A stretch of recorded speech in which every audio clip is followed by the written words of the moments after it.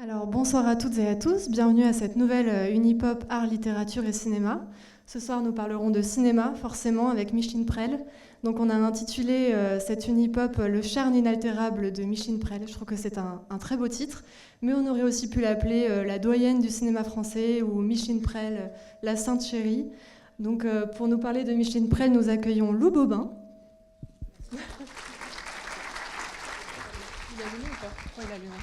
Alors, oui, Lou Bobin, pour te présenter rapidement, je suis ravie de t'accueillir à Pessac, puisque tu es une collègue, consoeur, collègue de l'exploitation cinématographique, puisque Lou Bobin est programmatrice, animatrice, cheville ouvrière d'un super cinéma parisien qui s'appelle la Filmothèque du Quartier Latin, qui est nichée au milieu d'autres cinémas au sein du Quartier Latin et de cette fameuse rue, la rue Champollion, où se trouve à la suite le cinéma Le Champollion, le Reflet Médicis et donc la Filmothèque du Quartier Latin, où vous programmez des rétrospectives de cinéma, vous passez beaucoup de films en 35 mm, un vrai travail de passeur de cinéma, de transmission de cinéma, et je pense que c'est ce que tu vas nous proposer ce soir avec Micheline. Je vais essayer. Et puis aussi, Lou, tu t'es formée, tu as un peu suivi les pas de Micheline Prel en te formant au cours Simon, donc peut-être que tu pourras aussi nous parler de Micheline Prel sur les planches. Et puis voilà, je vous souhaite une bonne Unipop. Merci beaucoup Alix pour cette présentation. Alix, que nous avons eu la chance du coup à la Filmothèque du Quartier Latin d'avoir dans nos rangs à une époque et qui pour votre plus grand plaisir est ici au Jean Eustache. C'est vraiment un plaisir pour moi de vous parler de Micheline Prel parce que comme m'a dit Alix, au départ, moi, je me destinais plutôt à une carrière de comédienne à cause de Micheline Prel, parce que j'avais une admiration pour cette femme. Et quand j'ai cherché un peu ce qu'elle avait fait dans la vie, je me suis dit, il faut que j'aille au cours Simon, il faut absolument que je fasse comme elle. Il se trouve que par la suite, j'ai trouvé ça vachement plus rigolo de venir vous parler de cinéma plutôt que d'être sur les planches. Je disais en rigolant à une séance que j'ai faite cet après-midi, quand j'ai compris que je ne tournerais pas avec Marcel Carné et Fritz Lang, je me suis dit, bon, tant pis. Et plutôt que d'être frustrée, voilà, je me suis dit que ça serait l'occasion de vous parler d'elle. Alors je ne sais pas si ça va s'afficher là, parce que j'ai fait des montages photos, j'ai fait ça bien.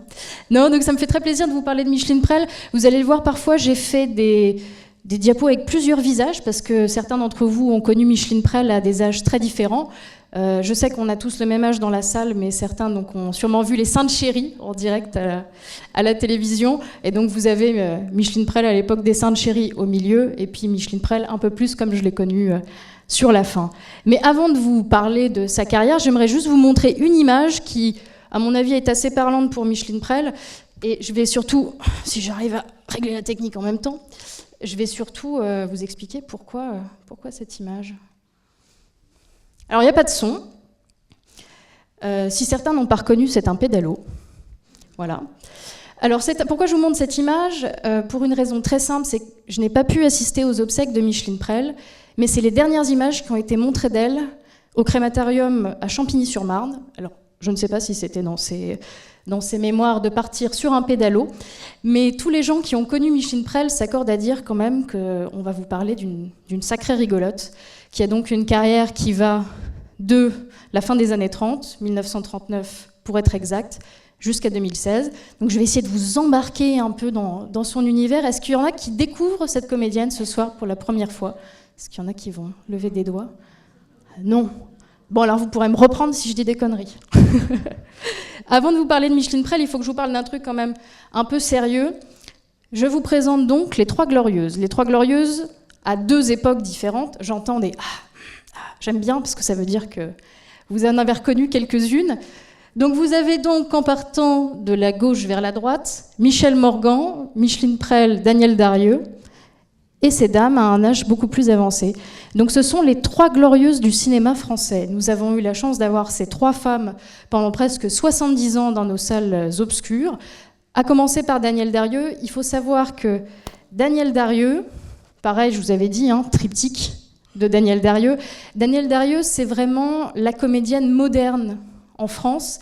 Elle va commencer à 13 ans et elle va inspirer une génération entière de comédiennes. D'ailleurs, Micheline Prel et Michel Morgan se sont mises à faire du cinéma parce qu'elles voulaient ressembler à Danielle Darrieux. Pour vous resituer quand même Danielle Darrieux, la furie Darrieux dans les années 30, c'est un peu l'équivalent de Brigitte Bardot. Mais quand je vous dis l'équivalent, c'est-à-dire que toutes les femmes se coiffaient comme Danielle Darrieux, s'habillaient comme Danielle Darrieux, J'ai une arrière-grand-mère originaire de la région qui était sapée, mais de la même façon. Et donc, c'est vraiment quelqu'un qui a lancé un jeu beaucoup plus naturel au cinéma. Donc là, je vous avais mis une sélection de ses films. C'est une comédienne qui a fait beaucoup de comédies, des trucs rigolos pendant la guerre et qui a eu sa carrière vraiment consacrée par Madame II de Max Ophuls. Peut-être que certains d'entre vous l'ont vu, qui est vraiment le film mythique de Darieux. Et donc c'est une femme qui, pareil, va tourner pendant quasiment 70 ans. Et vous allez le voir, je vais revenir de temps en temps à Danielle Darieux, et puis là je vais vous parler de Michèle Morgan, parce que ces 3 comédiennes, c'est des femmes qui se sont suivies toute leur vie. Elles ont toutes les 3 été aux États-Unis, elles ont toutes les 3 partagé des partenaires de jeu, des metteurs en scène, et on va le voir parfois un peu plus que des metteurs en scène. Ce sera le quart d'heure potin. Je sens que ça se marre déjà, c'est bon signe. Donc oui, autre glorieuse dont je voulais vous parler, Michèle Morgan. Michèle Morgan qui, on ne va pas se le cacher, était peut-être la moins rigolote des 3. Mais Michèle Morgan qui, effectivement, va commencer, elle, dans un film de Danielle Darieux. Elle va faire de la figuration dans un très joli petit film que vous aurez peut-être l'occasion de redécouvrir, qui s'appelle Mademoiselle Mozart. Danielle Darieux tournait dans des sortes de comédies musicales et il y a un plan où on voit furtivement une jeune femme déjà avec un regard qui transperce la caméra. Et donc Michèle Morgan, c'est Le Quai des Brumes, c'est beaucoup plus tard Le Chat et la Souris. Peut-être que certains ont des souvenirs de Michèle Morgan avec Serge Reggiani. Et c'est une comédienne qui a donc marqué sa génération. Et Micheline Prel arrive, si vous voulez, à la fin des années 30. Darieux, c'est déjà une star consacrée. Michèle Morgan, elle sort du Quai des Brumes en 1938, et ça y est, elle entre dans la partie. Et Micheline Prel, dans tout ça, me direz-vous, eh bien Micheline Prel, elle vient d'une famille un peu atypique. Elle a un papa assez classique, qui est entrepreneur, qui fait des affaires, et elle a une maman qui est artiste-peintre, qui fait partie d'une académie qui s'appelait l'Académie de la Grande Chaumière. Pour vous situer, à Montparnasse, c'était un repère d'artistes qui existe toujours aujourd'hui. Et donc, elle passait ses journées à dessiner. Après, elle allait à la Closerie des Lilas fréquenter les artistes de cette époque-là. Et Micheline Prel avait une grand-mère un peu marrante, un peu dans le genre de poupette dans la boum, qui l'embarquait quand les parents n'étaient pas là pour aller au cinéma. Et donc là, pareil, elle va voir les films de Darieux, elle va se découvrir une passion pour le jeu, et elle a la chance d'avoir un parrain. Alors je vous fais pas le tableau, mais elle a un parrain qui est un copain de régiment, qui est réalisateur, qui s'appelle Christian Stangel, qui n'a pas marqué les annales du cinéma, mais qui est en train de tourner un film qui s'appelle Je chante, qui est le premier film qui met en vedette Charles Trenet. Ça, on le sait moins parce que les films de Charles Trenet ne sont pas des chefs-d'œuvre et donc ne sont pas forcément projetés en salle. Et il lui dit, amène-moi ta petite nièce, je tourne cet été, ça se passe dans un pensionnat de jeunes filles, et donc je l'engage. Donc Micheline Prel va découvrir pour la première fois un plateau de cinéma, pas des moindres, et sur ce plateau de cinéma, malheureusement, elle ne va pas pouvoir finir le film, puisque comme elle ne fait pas les choses à moitié et qu'elle est un peu cinglée, elle se dit « et si en même temps je tentais de faire du music-hall ?» Et donc elle va passer une audition pour rentrer dans un music-hall à Paris, et cette brave Micheline, même si elle n'a pas peur devant la caméra, sur scène, elle va se faire une frousse telle qu'elle va en faire une jaunisse. Vous me direz, le noir et blanc, la jaunisse, ça va. Ça se voit pas trop. Mais bon, elle était tellement mal qu'elle n'a pas pu, malheureusement, finir ce film. C'était une petite apparition. Mais suite à cette expérience, elle va quand même se dire... il faut apprendre. J'adore quand vous soupirez comme ça. Donc oui, vous avez Raymond Rouleau en haut à droite, que peut-être certains connaissent par Les Sorcières de Salem, ce film qui avait fait scandale dans les années 50 avec Yves Montand et Simone Signoret. Et donc Raymond Rouleau, ce grand comédien belge qui a fait une grande partie de sa carrière en France, donne des cours de théâtre. C'est des cours de théâtre assez sélect, il faut dire. Les auditions sont très dures pour y rentrer. Et Micheline arrive à y rentrer en même temps que Serge Reggiani. Et donc dans ce cours, très rapidement, elle va être repérée. Ça, c'est un peu le drame aujourd'hui dans notre profession de comédien, c'est que les metteurs en scène ne viennent plus dans les écoles de théâtre. Il faut savoir que dans les années 30, le cours Raymond Rouleau, et après je vous parlerai de René Simon, ces gens étaient des comédiens qui exerçaient, qui étaient des vedettes de l'écran, et donc il y avait plein de contacts. Donc, dès qu'un metteur en scène cherchait des jeunes comédiens pour un film, eh ben, il allait rendre visite à son copain Raymond ou son copain René, et il faisait du repérage. Et donc, au cours Raymond Rouleau, il y a un grand metteur en scène qui va repérer donc Micheline. Sa tête ne vous dira rien, mais je vous l'ai mise pour le plaisir. Hop, si ça marche. La technique me fait défaut. Qui est Pabst. Alors Pabst, pour vous resituer, c'est un grand metteur en scène allemand qui va faire une partie de sa carrière en exil en France et qui va donc, après avoir tourné Loulou, qui est le film qui va vraiment imprimer l'image de la garçonne au cinéma, va faire quelques films un peu mineurs en France, dont Jeune fille en détresse, dont je vous avais mis une photo juste avant, voilà, dont Jeune fille en détresse que vous voyez ici. Sur l'affiche, vous pourrez peut-être reconnaître, est-ce qu'il y a un pointeur là-dessus? Ouais. Alors, vous avez donc ici André Luguet, ici Jacqueline de Lubac, et là Micheline Prel. À l'époque, Jacqueline de Lubac est une très grande comédienne. Elle est mariée à Sacha Guitry, encore à l'époque. Et André Luguet est un grand jeune premier, un peu élégant, qu'on a oublié dans l'histoire du cinéma, mais qui était une très très grosse vedette. Et dans ce film, Micheline Prel, Pabst va lui laisser le choix. Elle arrive sur le tournage quelques jours avant, et Pabst va lui tendre 2 feuillets avec 2 rôles, en lui expliquant chacun des rôles. Il lui dit, tu auras un des 2 premiers rôles principaux, mais il faut que tu choisisses. Et donc, elle va choisir celui de Jacqueline Prel, parce que ce que je ne vous avais pas dit, c'est que le père de Micheline, lui, étant un peu catholique pratiquant, ma fille comédienne, mon Dieu, les comédiens, on ne les enterre pas dans les cimetières, ça n'est pas possible. Et donc, elle ne pouvait pas garder le nom de Micheline Chassagne. Et suite au bon conseil d'André Luguet, elle va prendre le nom du personnage, qui est celui de Jacqueline Prel, donc elle garde Prel. Et c'est un peu, si vous voulez, comme quand Dario a fait ses débuts dans un rôle de jeune première, c'est la gamine qui fout un peu le bordel dans le pensionnat. Et ce qui est très difficile dans la situation de son personnage dans ce film, c'est que son père est un grand avocat, et elle, dans son pensionnat de jeune fille, elle a que des petites camarades en pleurs parce que ses parents divorcent, parce que leurs parents divorcent. Et elle, son papa, il est avocat spécialisé en divorce. Donc c'est comment surnager pendant 1h30 de film sans que les petites camarades se rendent compte que effectivement c'est son père qui s'occupe des divorces. Mais bon, c'est un film un peu mineur, elle en a toujours parlé avec beaucoup de tendresse parce que ce sont ses débuts, mais il faudra attendre un second film qui lui pour le coup va être un gros carton, qui est donc, je vais y arriver, Paradis perdu. Paradis perdu, si vous avez suivi, j'ai vu dans la bande-annonce de l'Unipop qu'il y avait des images du Napoléon de Gans. Vous l'avez passé. Paradis perdu, c'est un des derniers films d'Abel Gans, qui après être sorti de Napoléon, si je puis dire, puisqu'il a mis quand même quelques années à s'en remettre, tourne un des films qui va être un des plus gros cartons de toute l'occupation. Il faut savoir que sous l'occupation, les films restaient très très longtemps à l'affiche. Souvent, il y avait des salles qui avaient des exclusivités, et le film pouvait rester 2, 3, 4 ans à l'affiche. Et donc, elle va tourner ce film avec ce très beau jeune premier qui est Fernand Gravet, qu'elle va recroiser à maintes reprises dans sa carrière.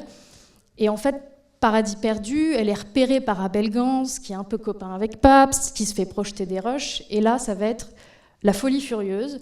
Elle va vraiment être propulsée star du jour au lendemain. Et il y a un détail qui est assez touchant sur ce film, c'est que c'est un film qui se passe au moment de la guerre de 14-18. Elle joue 2 rôles, celui de l'amoureuse de Fernand Gravet, puis après de leur fille. C'est un film qui se passe pendant la guerre de 14-18 et il y a une scène où on entend les cloches d'un village sonner parce que ça annonce la guerre. Et le jour où ils ont tourné la scène, c'était le 2 septembre 1939. Donc quand les Français découvrent le film en salle au tout début de l'année 1940, on est dedans, on va dire. Et donc c'est un film qui va énormément tourner pendant la guerre, notamment à cause, je dis à cause, mais plutôt grâce, à une très jolie chanson qui a été The Tube pendant l'occupation, que je vais vous faire écouter.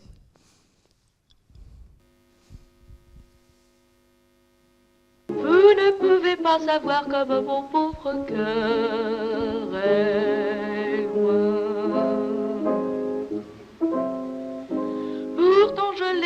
ce soir, hier n'interdit pas demain. Le jour recommence, le printemps s'avance, tout chante, c'est encore tout. On a fait plus gai, je vous l'accorde. Abel Gance était un grand spécialiste du mélodrame et ce film a fait pleurer des générations de Français. Est-ce que certains d'entre vous l'ont vu dans la salle ? J'entends des... Oui, peut-être. Il faut savoir aussi qu'à l'époque, bon, malheureusement, Micheline Prel n'a pas enregistré la chanson, mais c'était tout de même légion de faire un film, 2 chansons, et ça participait aux techniques de promotion. Mais ce qui nous amène du coup à l'occupation, on va recroiser le destin donc, de ces 3 glorieuses qui, au moment où le film sort, sont donc en maillot de bain, comme je vous ai montré, sur la plage à Cannes. Parce que dans un premier temps, la colonie de cinéma française va se retrouver sur la Croisette, ce qui n'est pas désagréable, il faut le dire, parce que le cinéma est en mouvement, le cinéma français a été obligé d'être mis en pause, les Allemands sont arrivés donc à Paris, et sur l'ordre de Goebbels, qui est donc le ministre de la propagande nazie, il va être créé en France une société dont vous avez peut-être entendu parler, qui s'appelle la Continental Films. Alors peut-être que certains d'entre vous ont eu la chance, et sinon je vous renvoie au très bon Unipop de Christine Leteux, qui est the spécialiste de la Continental. C'est une société de production qu'on connaît beaucoup moins aujourd'hui et qui malheureusement dans beaucoup de documentaires sur la guerre, notamment sur les artistes pendant la guerre à la télévision, est victime d'un certain nombre de raccourcis. Donc je vais prendre 5 minutes pour vous expliquer. Donc la Continental, c'est Joseph Goebbels qui dit, avant que le cinéma français reprenne en France, moi je veux que le public français soit diverti, mais je veux qu'il voit des conneries. Il faut occuper les Français à autre chose que ce cinéma militant d'avant-guerre, Poix, Le Quai des Brumes, Burke, La Grande Illusion. Vraiment, Goebbels veut un cinéma de bleuette. Et pour ça, il va missionner un monsieur qui s'appelle Alfred Greven. Alfred Greven, c'est un grand producteur allemand, très francophile. Et il faut savoir que dans les années 30, en Allemagne, il y avait les studios de la UFA, qui était l'équivalent du Hollywood européen. Et en fait, c'était un lieu où toutes les nationalités se retrouvaient et on tournait des films en version multiple.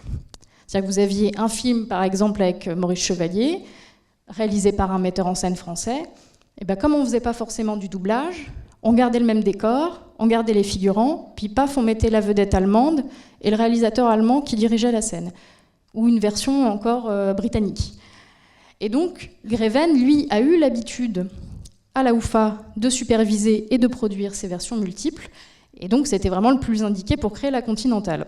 La Continental est une société à capitaux nazis, mais gérée à 95% par des Français. Il faut dire que quand Greven est arrivé à Paris, il a tout de suite annoncé la couleur au cinéma français. Il faut que j'ai 5 metteurs en scène, 5 vedettes, 5 techniciens de renommée internationale qui signent à la Continental. Inutile de vous dire que les gens ne se sont pas bousculés au portillon. Voilà. Surtout que Greven a un problème, c'est que les super metteurs en scène français que lui admire en tant que cinéphile, eh ben en fait, ils se sont fait la malle à Hollywood. Quand je vous dis ça, je vous parle de Julien Duvivier, à qui on doit notamment La Belle Équipe et Pépé le Mocco, Jean Renoir, que je citais précédemment pour notamment La Grande Illusion, et puis René Clair. René Clair qui a fait 14 juillet, ces films-là. Et donc tout le monde s'est barré aux États-Unis. Et lui, il se dit, mais qui je vais pouvoir faire signer à la Continental ? Marcel Carné, le grand réalisateur des pas encore des Enfants du Paradis, se débine en disant qu'il est occupé, qu'il est sous contrat. Et donc du coup, il va se retrouver à signer avec des metteurs en scène, soit un peu sur le retour, soit avec des débutants, des gens qui étaient assistants de Renoir ou de Duvivier, mais qui là vont avoir l'occasion de faire des films. Et donc là, vous avez quand même dans les affiches que je vous ai mises des images de films de vétérans. Premier Rendez-vous, qui est un film d'Henri Decoing, qui a déjà beaucoup tourné pendant les années 30. Et vous avez un petit nouveau qui est Henri-Georges Clouzot, qui réalise donc L'assassin habite au 21. Et Henri-Georges Clouzot, il est d'abord engagé dans la maison pour superviser le département du scénario. Donc il va s'occuper notamment de faire le scénario des Inconnus dans la maison, de La main du diable. Et puis au bout d'un moment, il va se dire mais c'est peut-être le moment moi aussi de tenter ma chance. Et il va faire L'assassin habite au 21, qui va être un très grand succès. Et par la suite, un film que vous avez peut-être vu, ou du moins entendu parler d'eux, à savoir Le Corbeau. Et c'est là, je vous amène au Corbeau parce que j'ai quand même une idée derrière la tête, c'est là où la Continentale, c'est un peu dingue, c'est qu'en fait, à la Continentale, il y a certes Alfred Greven qui est un nazi convaincu, il y a certes 1 ou 2 collaborateurs, mais il y a surtout des résistants, des juifs, des communistes cachés à la Continentale. Tout ça se partage dans ces petits studios parisiens. Et je vous invite à voir le film de Tavernier, Laissez passer, qui décrit assez bien cette période de trouble, où en fait, personne ne dit rien, mais il y a quand même des tracts qui circulent. Alfred Greven est au courant en partie et ne dit rien, alors que c'est un gros nazi. C'est très très compliqué, la Continentale. Et Le Corbeau, notamment, c'est un film qui va déplaire à la résistance, qui va écrire un papier immonde pour descendre le film. Le film, rappelons-le, raconte l'histoire d'un petit village qui est victime de lettres de dénonciation. C'est tiré d'un fait divers des années 20. Et de l'autre côté, les Allemands qui vont dire « mais il est fou, un film sur les lettres de dénonciation, ça n'incite absolument pas les Français à dénoncer, les gens vont arrêter de balancer leurs voisins ». Et donc ils foutent Clouzot à la porte. Et donc Clouzot se retrouve d'un côté presque menacé de mort par les Allemands, et de l'autre menacé de mort par la résistance. Et cette histoire vous résume assez bien le cinéma de l'occupation, puisque d'un côté, un film qui n'avait aucune volonté de message quelconque envers la résistance ou les nazis se retrouve complètement cassé. On a dit que le film avait été projeté en Allemagne sous le titre « Une petite ville de province française », ce qui n'a pas été le cas. Et donc voilà, la Continentale à Paris occupe une place très très importante. Et en parallèle, vous allez avoir, donc comme je le disais tout à l'heure sur La Croisette, une petite équipe de gens qui vont reprendre le cinéma français et qui vont faire des films. Et donc là, on arrive à un dossier qui me plaît, puisque je vais vous parler de Félicie Nanteuil. Félicie Nanteuil, c'est un peu notre A Star is Born à nous. Je caricature un petit peu, mais ça suit le schéma de ces jeunes comédiennes qui a envie de faire du théâtre, ici, avec pour partenaire Claude Dauphin, qui était une immense vedette dans les années 30 et 40, et qui, bien sûr, au fur et à mesure qu'elle va monter, son partenaire et mentor va descendre. Et donc on suit un peu le schéma de A Star is Born, mais version française. C'est un film qui va vraiment contribuer à sa starification, après Paradis perdu, et surtout un film dont je veux vous parler, parce que si vous êtes encore courageux, ce soir, il y a un film, vous n'êtes pas prêts. Je vous le dis, vous n'êtes pas prêts. Ça s'appelle La Nuit Fantastique. La Nuit Fantastique, c'est un film de Marcel L'Herbier. Alors, avant que je lance sur La Nuit Fantastique, est-ce que certains d'entre vous ont vu L'amour d'une femme tout à l'heure? Ouais. Bon, on en parle après. Hein. Non, parce que je suis d'accord, le marathon, Micheline Prel, L'amour d'une femme, moi qui vous parle pendant 1 heure, et La Nuit Fantastique, c'est beaucoup. Mais ça serait tellement dommage de le louper. Ça serait tellement dommage de le louper. Pourquoi? Eh bien parce que c'est un film fantastique. Je vous parlais de la situation du cinéma français, où d'un côté il y a la Continentale, de l'autre le cinéma à Cannes et sur la Croisette. Mais La Nuit Fantastique, c'est donc un film qui se tourne paradoxalement en partie à Paris, puisque les Allemands avaient donné des autorisations de tournage pour les studios de Joinville, Le Pont, en banlieue parisienne, qui sont des studios qui ont vraiment vu défiler les plus belles heures du cinéma français.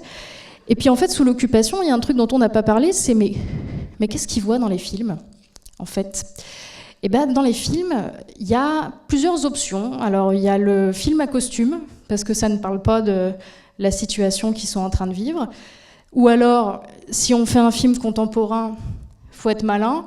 Le seul qui a vraiment montré l'occupation dans un film, c'est Sacha Guitry, dans un film qui s'appelle « Donne-moi tes yeux », où là on les voit sortir d'une boîte de nuit juste au moment du couvre-feu. Mais sinon, personne n'en parle. C'est à visage couvert dans le film à costume ou dans le film fantastique. Vous avez donc notamment La Main du Diable qui a été produit par la Continentale, ou celui-ci, où c'est l'histoire d'un jeune agrégé de philosophie qui, pour financer la fin de ses études, devient fort aux halles, la nuit. Il porte des cagettes de trucs très très lourds et il est tellement fatigué à force d'étudier la journée et de travailler la nuit qu'il s'endort au milieu de ses cageots de fleurs et il voit passer une sorte d'apparition de femme dont il tombe amoureux. Et donc cet homme va se forcer plus ou moins à dormir pour pouvoir suivre cette femme dans des aventures complètement délirantes. Vous avez une scène, et je vous spoil à demi-mot, où Micheline Prel passe un coup de téléphone avec une cuisse de poulet. Ça, c'est à ne pas louper. Vous avez aussi, et ça m'a amusé quand on a reprojeté le film cet après-midi, Bernard Blier avec des cheveux. Je vous dis que ça. Je vous dis ça parce que ça m'amuse de voir, quand je revois les films avec les spectateurs, d'entendre le petit « en début de séance, mais c'est Bernard Blier !» Donc oui, c'est Bernard Blier, je vous le confirme. Et donc c'est un film entre le surréalisme et l'absurde, dans un milieu un peu magique, assez donc fantastique comme le disent les personnages. Et c'est une chose à ne pas louper parce que c'est des films qu'on a tellement de mal à montrer en salle en tant qu'exploitant. Il faut en parler autour de vous et ramener un maximum d'amis pour voir ça. Ce qui m'amène à Bernard Blier, puisque Bernard Blier, je pense que tout le monde situe le Bernard Blier ventripotent qu'on a connu dans les films des années 60-70. C'est des gens qui, en parallèle de ce film, jouent au théâtre. Alors, ils jouent au théâtre une pièce qui s'appelle Collinette, de Marcel Achard, qui était un très très grand auteur dans les années 30 à 60. Et dans ce film, on voit Micheline Prel sous un jour nouveau, c'est-à-dire dans la comédie, ce qu'elle poursuit sur les planches avec Collinette. Et je vous invite à voir cette archive de Bernard Blier où il raconte comment se passait la pièce de théâtre. Il dit « On a ri du début jusqu'à la fin ».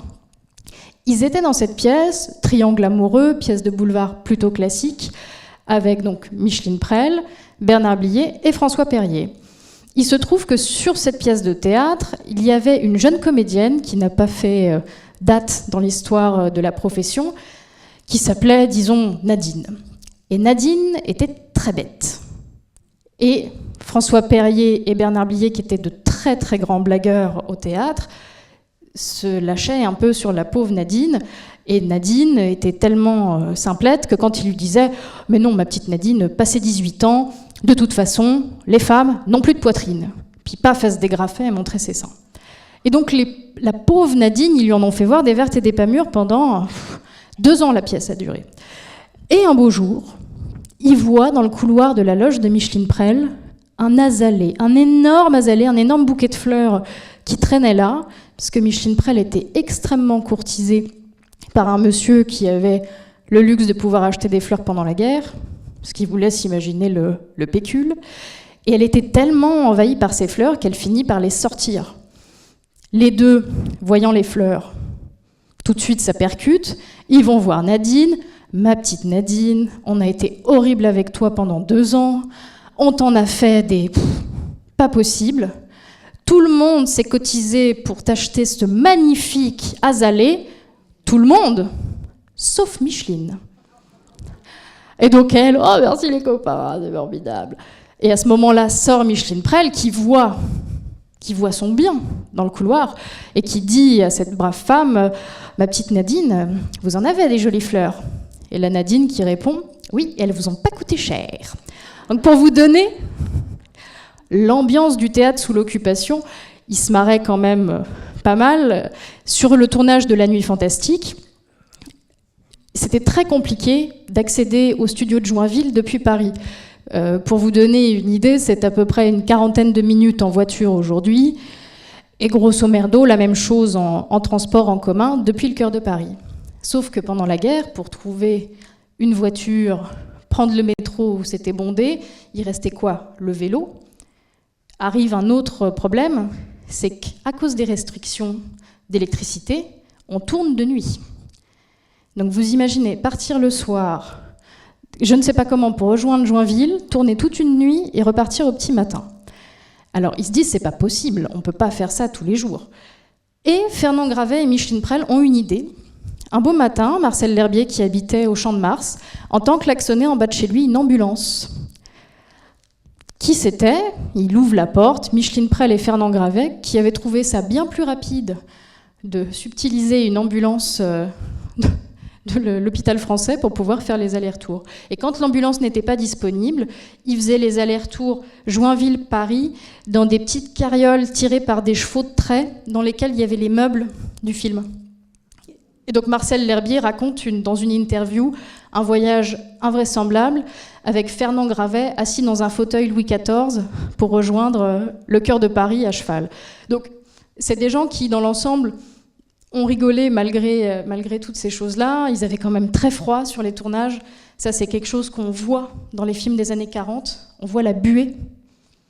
Et parfois, ils sont pas habillés chaudement. Hein. Donc, c'est des conditions de tournage qui sont extrêmement difficiles. Et le film en est d'autant plus beau parce qu'il fallait tenir... Ils ont tourné de décembre 41 à peu près le mois de janvier. Donc, pas les mois les plus chauds de l'année. Mais après La Nuit Fantastique, bon, je vous ai pas fait tous les films parce que, ouais, comme elle est morte à 101 ans, il y avait un peu de marge et on n'avait pas la journée. Mais je vous ai sélectionné quand même une autre petite pépite qui est Falbala, dont vous avez sûrement entendu parler ou vu des extraits, puisque c'est le film préféré de Jean-Paul Gaultier. Jean-Paul Gaultier a choisi de faire ce métier après avoir vu donc Falbala. Falbala, c'est un film réalisé par Jacques Becker. Vous verrez que les Becker, on va les retrouver un peu plus tard dans la vie de Micheline Prel. Jacques Becker, lui, ça a été l'assistant de Jean Renoir pendant 10 ans. Ce que je vous disais il y a 5 minutes, à la Continentale, ils n'ont pas pu avoir Becker, ils n'ont pas pu avoir Jean Renoir. Jean Becker est entré à la Continentale, il a pu devenir réalisateur. Et donc, il a gagné un peu de popularité sous l'occupation, ce qui lui a permis après de réaliser ce film, qui n'est pas un film continental, et qui raconte l'histoire d'un créateur de mode, joué par l'ancien professeur de Micheline Prel, Raymond Rouleau, qui tient donc le rôle principal, et elle qui va faire cette femme qui va être chosifiée par le couturier. L'histoire raconte l'histoire, donc l'histoire raconte l'histoire. Je vais la refaire. Le film raconte l'histoire donc d'un très grand couturier parisien qui va s'enticher d'une femme dont il doit faire la robe de mariée. On va le voir dans le film, pour le meilleur et pour le pire. Vous avez une création de costumes absolument magnifique, puisqu'ils ont fait bosser les plus grandes jeunes pousses de la couture à cette époque-là. Et il y a notamment une série de chapeaux. Je ne vous ai pas trouvé une photo de chapeau en bonne qualité, mais il faut s'imaginer à peu près, dans les années 40, les femmes, et c'est Micheline Prel qui le dit, c'était ridicule, on circulait donc soit dans le métro, soit à bicyclette, et quand on avait du bol, dans l'ambulance, avec des chapeaux à peu près hauts comme ça. Donc c'était des grands chapeaux, avec plein de plumes, et en fait, ils bricolaient avec trois bouts de ficelle pour faire des trucs un peu extravagants. Et la mode, tout comme le cinéma, pendant l'occupation, paradoxalement, a pris une place très très importante, puisque c'était un peu les seules distractions qui restaient. Et Marcel L'Herbier, donc le réalisateur de La Nuit Fantastique, lui a dit dans des interviews après-guerre, on avait la réalité sous le nez, il fallait bien qu'on donne un peu de rêve aux gens, ce qui est très juste. Et puis, il faut dire qu'une salle de cinéma pendant l'occupation, c'était une séance un peu particulière, puisque les actualités, les programmes d'information étaient projetés en demi-lumière. Pourquoi en demi-lumière ? Eh bien parce que quand les Allemands apparaissaient à l'écran, les gens sifflaient. Et comme les gens sifflaient, les exploitants ont été obligés d'allumer les lumières pendant les actualités. Et malheureusement, il y avait quelques descentes de siffleurs qui devaient quitter les salles. C'est aussi un endroit où on avait chaud pendant la guerre. Donc tout le monde, que ce soit en province ou à Paris, se retrouvait dans les salles de cinéma. Moi, j'ai la chance, petite anecdote personnelle, d'avoir de la famille qui a habité dans la région à cette époque-là. Et j'ai trouvé des programmes de cinéma, de salles à Bordeaux, de Salah Bergerac, il y avait des radios-crochets, on invitait les vedettes aussi. Donc il y a quand même tout un travail de divertissement pendant la guerre, sans forcément vouloir dire collaboration. Mais donc, je passe à la suite. Rapidement, un autre film marquant de la carrière de Micheline Prel, c'est Boule de Suif, qui est adapté de Maupassant. Et Micheline Prel, la comédie, c'est ce qui est assez touchant chez elle, c'est quelque chose de, on va dire, d'inné, oui, mais dont elle n'a pas conscience. La première fois que j'ai rencontré Micheline Prel dans ma vie, elle m'a raconté, quand je lui posais des questions sur sa carrière, elle m'a dit « mais moi, de toute façon, j'aurais pu être cordonnier ». Oui, bon, non. Micheline Prel a pas peur de la caméra, et c'est quelqu'un qui se libère, on va dire, davantage quand il y a la caméra. À plus de 100 ans, quand elle était à table avec nous, si quelqu'un disait « Micheline, on fait une photo », elle passait d'une dame de 100 ans à une dame de 60. Elle avait une sorte de geste où elle posait comme ça, c'était très très impressionnant. Et c'est une femme qui prend des risques. Boule de Suif, elle joue le rôle d'une prostituée, ce qui est quand même pas évident pour une femme de porter un film avec un rôle aussi lourd. Et ce qui m'amène à un autre film qui, là, pour le coup, a vraiment fait scandale. J'entends que ça murmure « Le diable au corps ». Le diable au corps, c'est un film qui a divisé la société française à sa sortie. C'est un film adapté d'un livre de Raymond Radiguet qui avait lui-même fait scandale au moment de sa publication et qui raconte l'histoire d'amour entre une femme déjà mariée et un jeune lycéen. Ça se passe pendant la guerre de 14-18. Le mari de Micheline Prel est au front et donc elle s'entiche de ce bel étudiant qui est incarné par Gérard Philippe. Et ce qu'on sait moins en France, c'est que les comédiennes avaient un pouvoir à la fin des années 40, que je pense on n'a plus aujourd'hui dans le cinéma actuel, à savoir que Micheline Prel avait une telle cote de popularité qu'elle pouvait choisir le réalisateur, le sujet, les scénaristes, l'acteur principal. Elle a essayé de le faire pour Gabin sur un film tiré d'un livre de Sartre. Elle n'a jamais pu réussir à l'imposer, même si elle est prête à renoncer son cachet. En revanche, Gérard Philippe, elle n'a pas lâché le bout de gras. C'est un comédien qu'elle avait repéré à Cannes au moment de la débâcle, qui venait tout juste de percer, et qui ne voulait pas, au départ, faire le diable au corps. Donc entre le moment où elle le voit à Cannes, en 1940, et le moment où il tourne le film en 1947, il s'est quand même passé plein de choses dans sa vie, dans celle de Gérard Philippe. Et là, elle dit « Je ne peux pas faire le film avec quelqu'un d'autre que ce monsieur ». Ils ne sont pas très chauds au départ. Gérard Philippe, effectivement, se trouve trop vieux. Mais ils vont réussir à le mettre sur pied. Et Micheline Prel l'avouera quelques années plus tard, un petit béguin pour Gérard Philippe, quand même.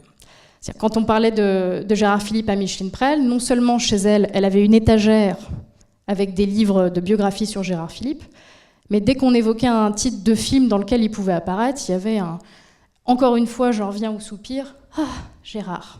Bon.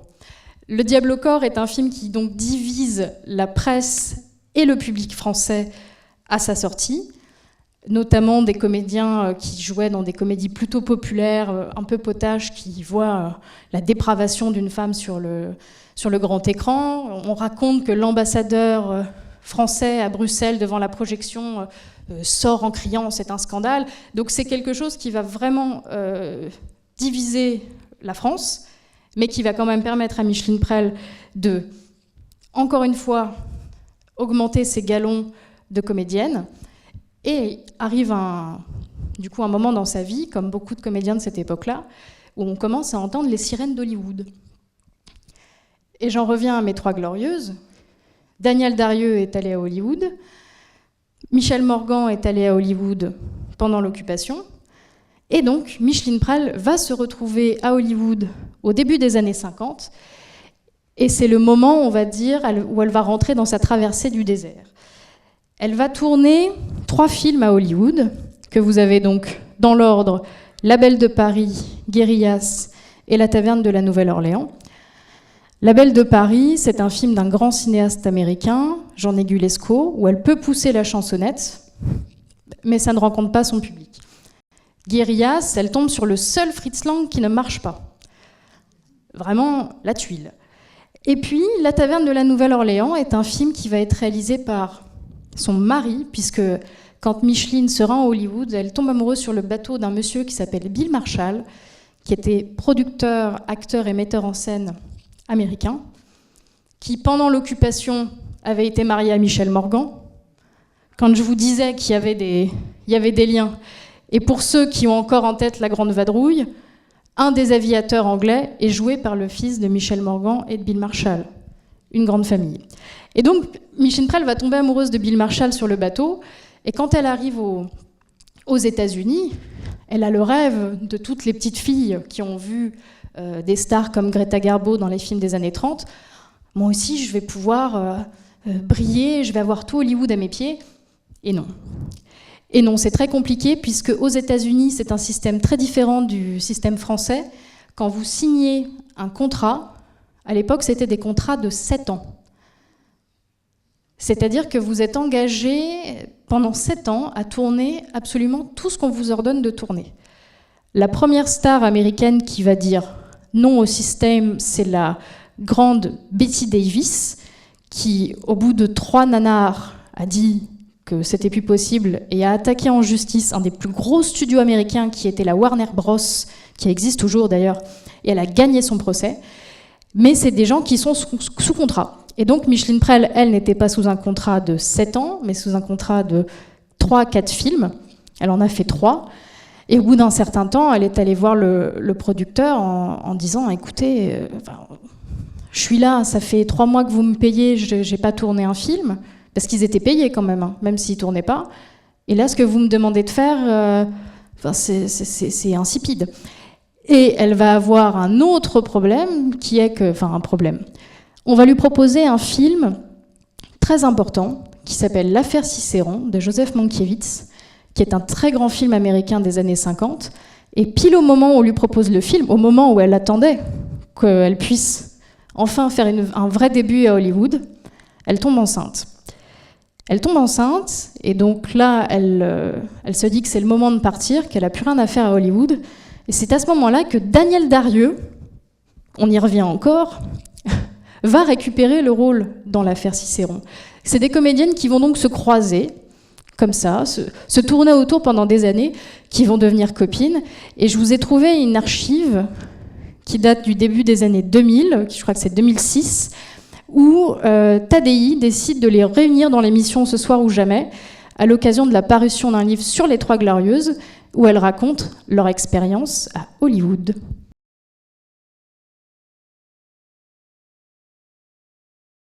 Elles étaient marrantes quand même, hein, enfin, surtout Darieux et Micheline Prel, et je pense que, et c'est ce qu'elles disent dans le reste de l'émission, donc oui, Ava Gardner bourrée le matin, mais c'est ce qu'elle raconte dans la suite de l'interview, en fait, il n'y a que comme ça qu'elle pouvait tenir.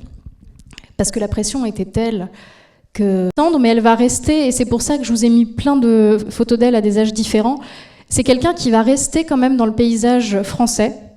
Waouh! Bon, c'est pas Micheline Prel, c'est Jean-Michel Ribes, mais je vous montre 2 secondes la photo du roi de cœur.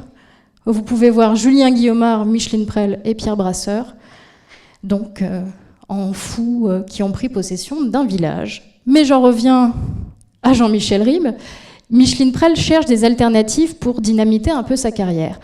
Morgan et Darieux n'ont pas abandonné, mais n'ont pas vraiment su prendre le virage des années 60, de l'époque qui change.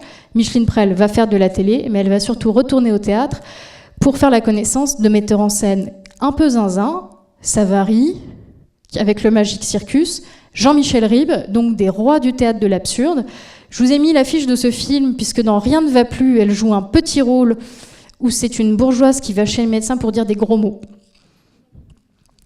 Elle a aussi participé à l'aventure de la série télé que peut-être certains d'entre vous ont vu, qui est Merci Bernard, où pareil, elle fait des petites apparitions, aux côtés d'une toute jeune comédienne de la troupe de Jean-Michel Ribes, qui n'est autre que sa fille, Tony Marshall, qui par la suite sera une grande réalisatrice du cinéma français, que je vous ai mis juste ici, puisque Micheline va continuer à faire des apparitions dans ses films tout au long de sa carrière.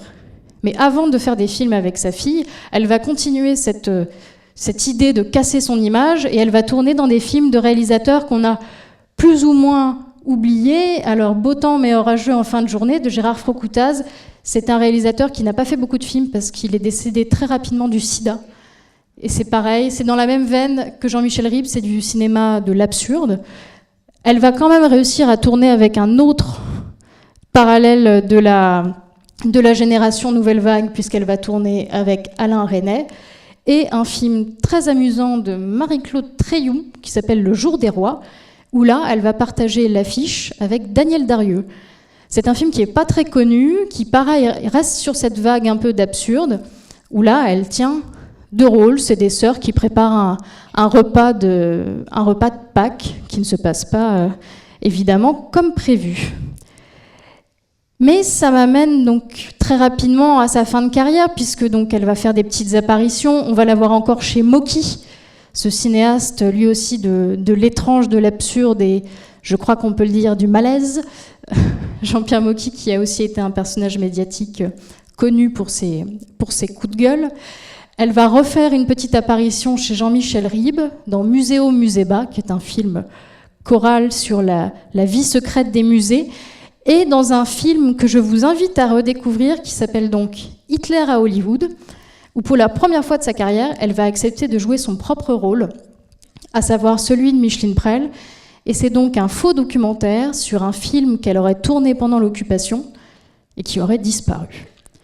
Donc ça fait partie de ses derniers films. C'est d'ailleurs avec ce réalisateur, Frédéric Socher, qu'elle fera le tout dernier film de sa carrière, Je veux être actrice, qui est lui aussi un documentaire. Frédéric Socher, cinéaste et historien belge, à qui on doit un très beau documentaire qui s'appelle Cinéaste à tout prix, sur les cinéastes expérimentaux, comiques, je ne sais pas si on peut le dire, belges des années 60. Mais je vous ai parlé des bons films, là, avant qu'on se quitte, parce que ça va arriver. Il y a quand même un truc dont on ne parle pas trop quand on fait des grands portraits de comédiens, à savoir les nanars. Y a-t-il des amateurs de nanars dans la salle ? Ouais. Je vais quand même vous en montrer un extrait, hein. Il fallait mieux faire « ouh ». Bon. Donc oui, chaque comédien traîne son lot de casseroles, mais pour conclure, je voudrais vous faire un petit récap très très rapide, ça prendra pas plus d'une demi-heure, sur la différence entre un nanar et un navet. Un navet, c'est un mauvais film. Un nanar, c'est un mauvais film. Je sens que vous me faites pas confiance là. Donc un nanar, c'est un mauvais film, mais c'est un mauvais film qui est tellement mauvais que ça en devient réjouissant. Pour plusieurs raisons. Déjà parce qu'il peut y avoir un cinéaste qui tente quelque chose en se plantant lamentablement. Par exemple, Ed Wood, ce cinéaste américain des années 50 qui fait des films avec des monstres en filmant des maquettes. Ça, c'est pas très réussi. Par le casting, tout simplement, et nous avons, si on veut bien me remettre l'image, le très bon « Je te tiens, tu me tiens par la barbichette » de Jean-Yann, qui est une satire de la télévision où Micheline Prel fait une présidente de chaîne de télé pas très catholique. Donc là, vous avez, outre Jean-Yann et ses amis habituels, la première apparition au cinéma de Carlos et de Mort Schumann. Ça envoie du rêve. Et Deux filles dans un pyjama, c'est un autre exemple d'un très mauvais film, navrant par son scénario. C'est un monsieur marié à Micheline Prel qui essaye d'accueillir 2 jeunes femmes étrangères à passer un séjour dans son appartement. Et là, nous avons les blagues racistes, misogynes, enfin tout team bien craignos et joué avec beaucoup d'aplomb. Et puis un détail à ne pas négliger, la très régulière présence de Michel Galabru, qui est un gage de qualité. Donc, vraiment, mais si je peux vraiment vous en conseiller un, ça reste « Je te tiens, tu me tiens par la barbichette », parce que dans les nanars, il y a un autre aspect qui est la musique. Et là, vous avez 1h45 de disco, avec une apparition des Village People. J'en dis pas plus, parce que sinon je risquerais de vous raconter le film. Et pour finir, le dernier que j'ai découvert récemment avant de venir vous voir, qui s'appelle Fallait pas, de Gérard Jugnot. On était bien partis. C'est un film sur Gérard Jugnot qui doit se marier, retrouver sa famille. Mais, manque de bol, sur la route, il a une panne et il tombe malencontreusement dans une secte dirigée par le grand maître magique, interprété par Jean-Yann, qui a un peu la folie des explosifs, et il n'arrive pas à rejoindre son manoir parce qu'il est persécuté par Jean-Yann, en gourou de secte. C'est pas mal. Puis le petit détail, c'est qu'en fait, il se marie, mais il n'a pas de parents. C'est un enfant de la DAS, et comme il a honte de ses propres parents, il décide d'engager via une agence de comédiens un couple pour le faire. Et il a raconté comme bobard à sa fiancée que ses parents habitaient aux États-Unis, et les comédiens n'ont pas bien compris qu'il n'était pas américain, mais juste résident aux États-Unis. Ses parents sont joués, et ça sera l'image de la fin, par Micheline Prel et Claude Pieplu. C'est ce qui est aussi un gage de qualité. Et donc, dans le dernier petit extrait que je vais vous montrer, avant d'avoir vos questions, vos remarques, vos reproches aussi, hein, on peut se le dire frontalement. Non, je vais vous montrer un très court extrait de ce film où vous pourrez apercevoir furtivement Michel Larocque qui faisait la femme de Jugnot, Sophie Desmarais qui fait la maman de Michel Larocque, et Jacques Joanneau, dont le nom ne vous dira certainement rien, mais qui était un comédien qui jouait à peu près toujours tout sur la même note, à savoir « Ah ouais, non mais alors, mais quand même ». Vous allez voir sa tête, vous allez avoir la voix directement. Je vous laisse sur cette donc dernière image un peu particulière de « Fallait pas ».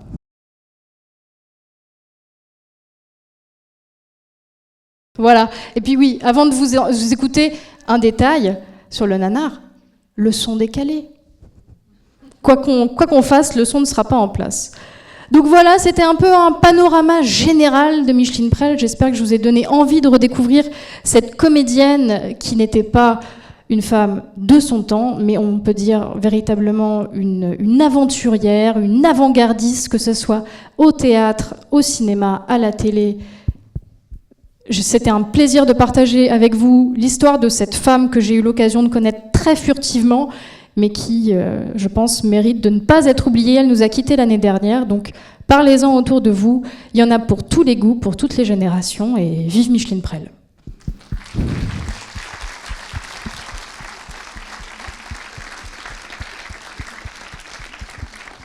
Un grand merci, Lou, pour cette superbe conférence, un très beau panorama, en effet. Un panorama, oui. Alors, je suis sûre que vous n'avez aucun reproche, mais peut-être des questions, des remarques. Me faites pas le coup du souffle. Hein. En attendant, puisque vous êtes timide, je sais que tu as une tendre anecdote de Micheline Prel et Athalie. Peut-être que oui. Tu peux nous en parler ? Oui, c'est vrai que le fait étant que vous êtes vachement impressionnant et intimidant, je ne vous ai pas raconté tout non plus. Non, une anecdote amusante. Moi, quand j'ai eu l'occasion de rencontrer Micheline Prel pour la première fois dans la maison d'artistes où elle était à Nogent-sur-Marne, pas loin de Joinville-le-Pont, le fameux studio, moi, j'y allais, j'étais encore au cours Simon et très intimidée, j'avais acheté un bouquet de fleurs comme ça. J'exagère toujours un peu, mais un très grand bouquet de fleurs. Et donc, j'avais plein de questions à lui poser sur le cours Simon, sur ce qu'était ce personnage que René Simon. Alors déjà, elle a commencé par me dire « Oh, mais vous savez, ma petite, moi, quand je suis arrivée au cours Simon, j'avais déjà fait Paradis perdu, j'y suis allée pour jouer des scènes avec mes copains. » Et la personne qui me présentait Micheline Prel lui dit « Mais Micheline, tu travaillais quoi au cours Simon ?»« Oh, je sais plus. » Lui, la connaissant bien, il insiste, il dit « Mais si, t'avais pas une scène d'Athalie, de Racine ?»« Ah oui, peut-être, oui. » Alors, ça faisait comment déjà ? C'était pendant l'horreur... Oh, c'était pendant l'horreur de quoi ? C'était pendant l'horreur d'une... Et là, alors moi j'étais comme ça, hein. Je la vois qui lève les mains au ciel. C'était pendant l'horreur d'une profonde nuit. Ma mère, Jézabel, devant moi s'est montrée, comme au jour de sa mort, pompeusement parée. Puis paf, 5 minutes de tirade. Moi j'avais 18 ans, j'étais déjà assise, je me suis rassise une deuxième fois. Et je m'en suis pris mais plein la figure. Alors j'étais très émue en me disant, si seulement j'avais enregistré ce moment fou de ma vie. Bon, j'aurais pu le faire puisque Micheline était une femme charmante, mais à 100 ans, on n'a plus forcément toutes ses facultés, et elle m'a refait 3 fois le monologue d'Athalie, dans la même après-midi. Donc à chaque fois, et c'était ça qui était fou chez elle, c'est que quand elle refaisait le monologue, elle remettait les mêmes hésitations que la première fois. C'était pendant l'horreur de quoi déjà? Alors l'horreur d'une... Et elle cherchait exactement, c'est comme si elle avait répété son truc de sa propre anecdote, donc très, très rigolote comme personnage. Peut-être avez-vous une question, une remarque?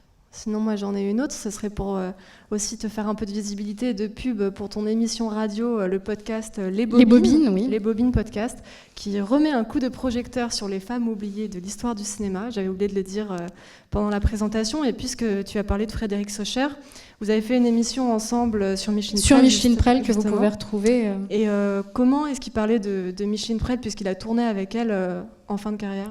Ce qui est assez amusant avec le personnage de Frédéric Socher, donc nous, on a fait une émission avec ce podcast qui met en lumière des femmes oubliées de l'histoire du cinéma. Alors, on parle d'Alice Sapritch, tout comme on parle d'une critique de cinéma qui s'appelle Pauline Kael, qui est une critique très importante du cinéma américain, comme quoi on est un peu éclectique. Mais donc l'émission avec Frédéric Socher était importante pour nous, puisqu'effectivement c'est la première fois qu'elle joue son propre rôle. Et ce qu'il racontait de Micheline Prel, c'est que lui, c'était un admirateur complet de Micheline. Mais quand il a écrit le scénario, il ne pensait pas qu'elle allait dire oui. Il lui a envoyé le scénario, elle a dit « Je ne veux pas le lire, vous venez me le raconter ». Alors Frédéric Socher, il était un peu intimidé. Il se dit mais non, vous êtes sûr que vous ne voulez pas le lire? Non, vous venez me le raconter à la maison. Et donc il y est allé. Et au bout d'une heure et demie de pitch, elle a dit « Je le fais ». Et donc il lui a retendu le scénario, il a dit « Non, écoutez, je verrai sur place ». Et donc ce que disait Socher, c'est qu'il a aussi travaillé avec un immense comédien qui est Michel Lonsdal, qui travaillait de la même façon et qui lui aussi a eu une carrière très longue. Bon, eh bien, il me reste à te remercier. Merci pour ce très bel hommage à Micheline Prel. Merci à vous d'être venus, nombreux. Et restez pour la nuit fantastique, parce que ça vaut vraiment le détour et c'est une deuxième ici de la nuit fantastique. Merci, bonne journée. Merci.